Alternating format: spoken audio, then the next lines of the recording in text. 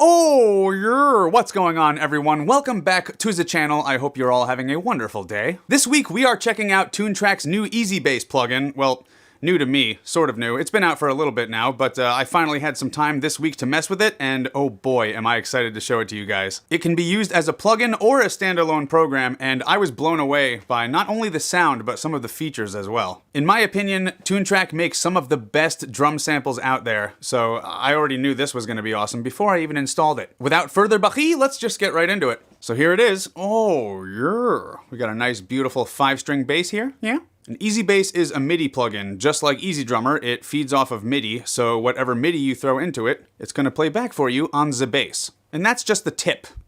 There's a lot more, but let's just get started from square one.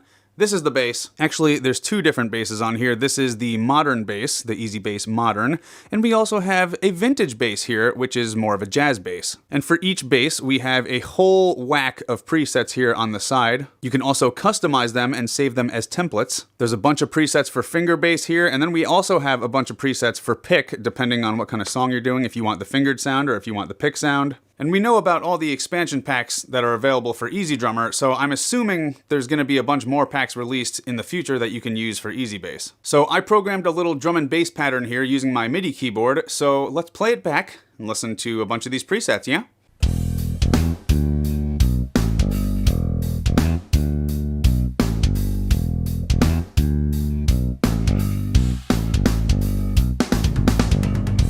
So that one there is just the clean DI. Let's check out Distorted Metal. Oh, yeah. And for each preset, you also have a bunch of knobs up here that you can tweak with and customize. You have your bass controls here for those 3 knobs on the bass. Blend, gain type, low boost, high boost, sub bass, vocal.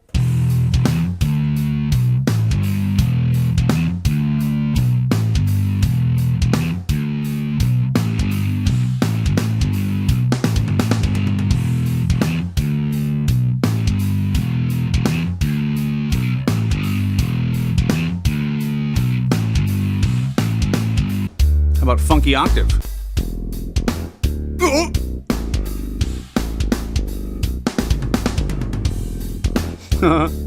Multi-effects? Ooh, there's some chorus and delay.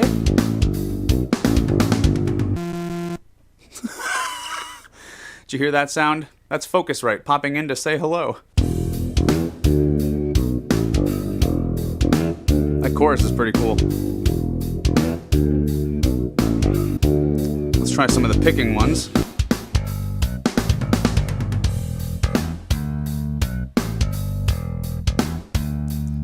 That one sounds pretty damn good.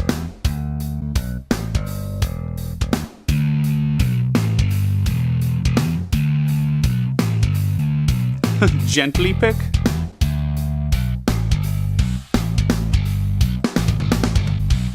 That sounds pretty good.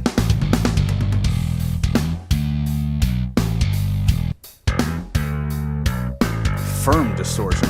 Oh wow, this one's got a pick attack knob.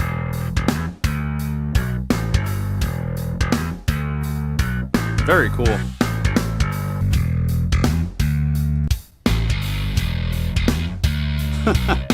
Dude, some of these sound really good.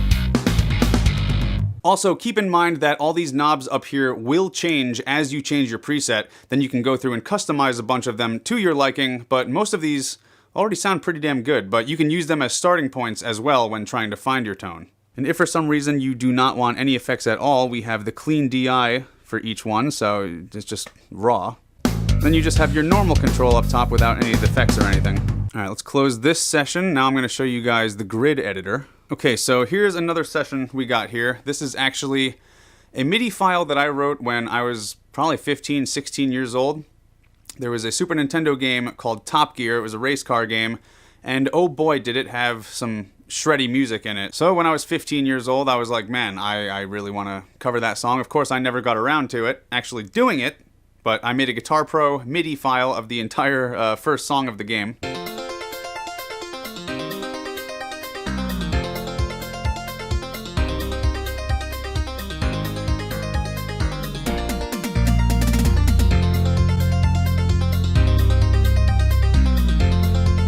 those slides pretty good.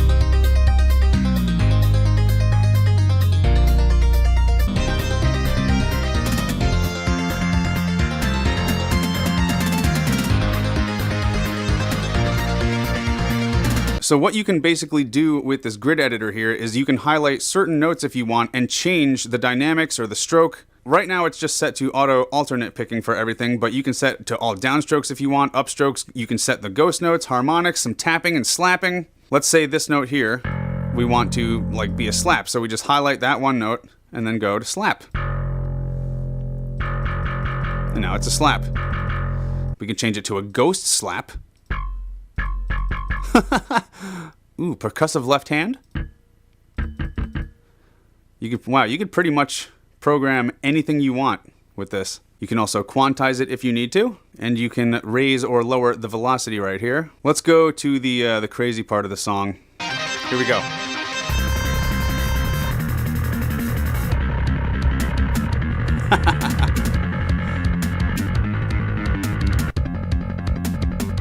That's sick.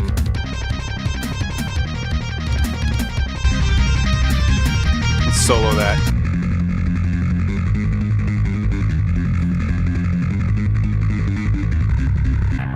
That's such a tough bass part to actually play, I bet. Oh, Davie could probably do it. I mean, hey Davie, I bet you can't play this. So all I did was import the actual bass MIDI track to the grid editor here, and this is what we have. All right, let's show you guys the Coupe de Barre. We can also use the audio tracker here, which completely blew my mind when I realized what it can actually do. It can take your audio track and turn it into a MIDI bass track all by itself. What? It's pretty damn accurate too. If you already have a recorded bass track and you're not too happy with the tone, no problemo. You can just import it into the audio tracker here and turn it into MIDI and use EZbass. It can also make a bass line from a guitar track or a percussive track, which is pretty awesome. And to try this out, I recorded a little snippet of guitar here.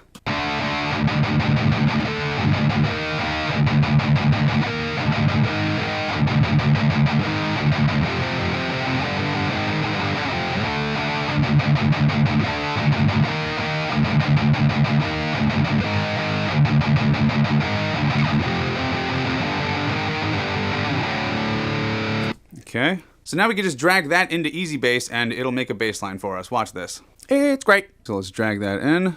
So here it shows the options like I just explained. There's the bass audio to MIDI, guitar audio to MIDI, that's what we're doing, and there's also percussive audio to MIDI. If you have like any kind of drum track that you want the bass to kind of repeat and copy, that's what you'll use for that. For this, we don't need the percussive mutes, grace notes, slides, or ghost notes, so we'll just uncheck those for now. And this is guitar audio to bass MIDI, that's what we want, so let's press OK. And this is what it gives us. Look at that. There's the MIDI, all done. Here is your amount of notes threshold right here, so if you drag it up, you'll get less notes, and if you drag it all the way down, it'll give you the most amount of notes it can. So now we can add the MIDI to the song track, and we get this.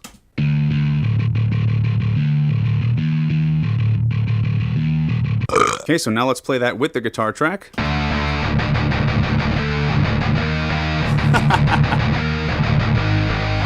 That's accurate as hell. It even added extra notes that I wouldn't have even thought of. It's not much, but they're subtle.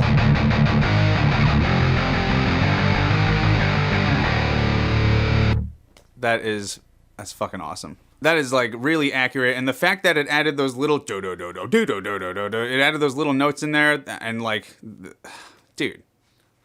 That's fucking sick. You also have a mix bar up here at the top if you just want to hear the audio, or if you just want to hear the MIDI, or a little mix of the two in case you want to hear if it indeed picked up every single little note. And last but not least, let's show you guys the Grooves tab. This Grooves tab here is very, very helpful when you're trying to write a song or just come up with a bass line. It's even good if you don't even know how to write a bass line. Maybe you're a guitar player and you just want to do some improv and you want to throw in some bass lines into your track just to improv over. You can totally do that with this. Up here we have filters, and there's a whole bunch of styles to choose from, so let's go. Of course, we're going to go to metal, standard, straight, 4/4 time signature. Okay. Let's see what we got.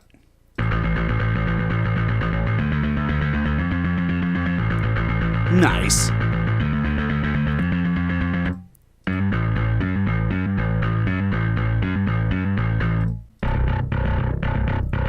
An even cooler way to find something that you're looking for, you can go to tap to find. It's giving us a metronome now. Let's see, what kind of rhythm do we want?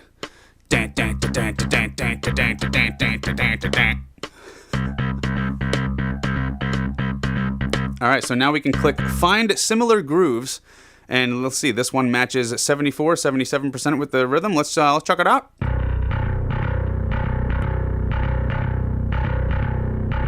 That's close. Let's go to jazz. Let's find something jazzy.